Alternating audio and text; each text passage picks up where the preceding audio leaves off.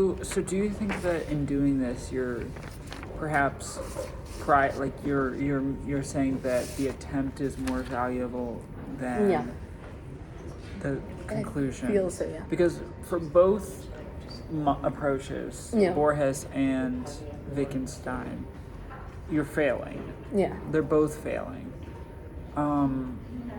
Which I guess assumes I think you believe, and I believe generally, that language just can't, Yeah. it just can't capture exactly the experience. Okay. So Yeah, so we both basically. agree. So language is always going to be failing. Exactly.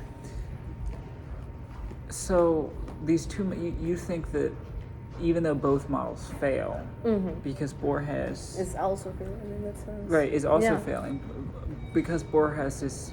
Do you think that Borges is coming closer?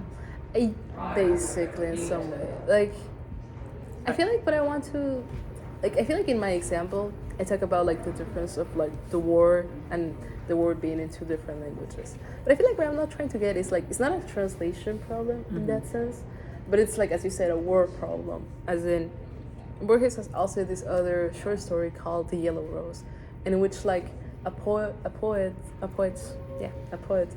sees a rose in front of him while he's about to die, and then he says that he sees the rose right there, and he like tries to like make a poem about the rose, but then it's so funny because he said that he experiences the rose as the first time Adam in the Catholic religion sees a rose for the first time.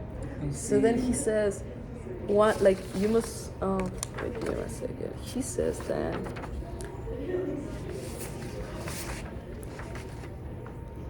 You can always. It's right here.